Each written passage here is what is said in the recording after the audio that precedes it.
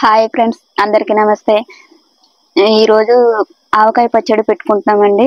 దానికి 3 కేజీల మామిడికాయలు తీసుకున్నామండి. మా తోటలోని పచ్చడి మామిడికాయలు, కేజీ ఆయిల్ అండి, సాల్ట్ 1/2 కేజీ తీసుకున్నాము, మెంతులండి 100 గ్రాములు ఉంటుంది, 1/2 కేజీ కారం, 1/2 కేజీ ఆవపిండి, 1/2 కేజీ వెల్లుల్లిపాయలు. ముందుగా మామిడికాయ బద్దల్ని ఇలా తీసుకుందామండి.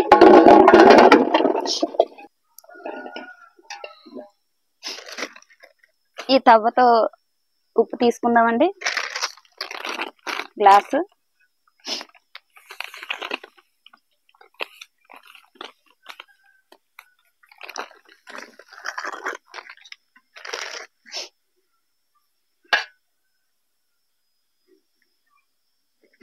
ఆవపిండి 2 గ్లాసులు తీసుకుంటున్నానండి. కారము 3 గ్లాసులు తీసుకుంటున్నానండి.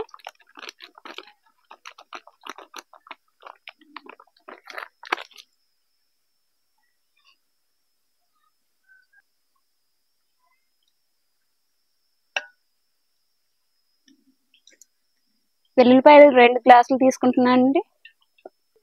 2 గ్లాసుల వెల్లుల్లిపాయలు అండి. వేరుశనగ ఆయిల్ మాత్రమే తీసుకోవాలి. వేరుశనగ ఆయిల్ అంటేనే బాగుంటది పచ్చడికి. ఆయిల్ వేస్తున్నానండి.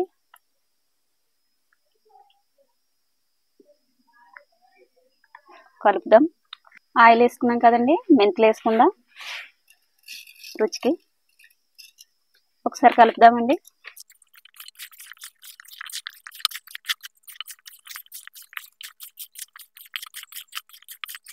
మనము తీసుకున్న కొలతలు కరెక్ట్ గా సరిపోయాయండి.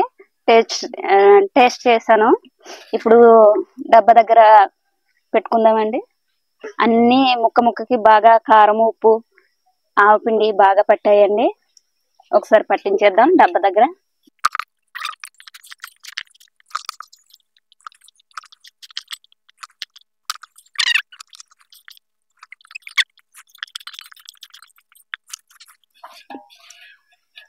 మొత్తం కలిపినాయని ఇలా పెట్టాను కదండి.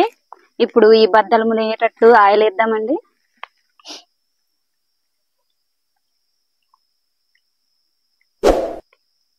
ఆవకాయ బద్దలని 3 రోజుల తర్వాత ఒకసారి చూసుకొని అన్ని బద్దలని కలియబెట్టాలి.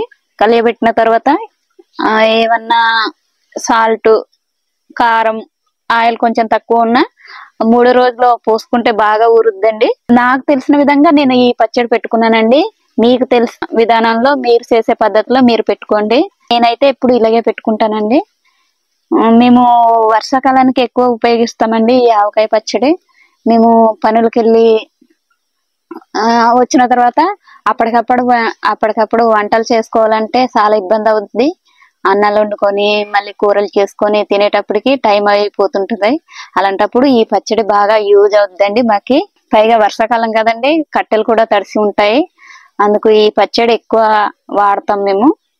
ఫ్రెండ్స్, మా వీడియో కనుక మీకు నచ్చినట్లయితే లైక్ చేయండి, షేర్ చేయండి, సబ్స్క్రైబ్ చేయండి, బెల్ ఐకాన్ని క్లిక్ చేయండి. మేము పెట్టే ప్రతి వీడియో మీకు నోటిఫికేషన్ ద్వారా మీకు వస్తుంది. మరొక కొత్త వీడియోతో మీ ముందుంటాను. Thank you. Bye bye.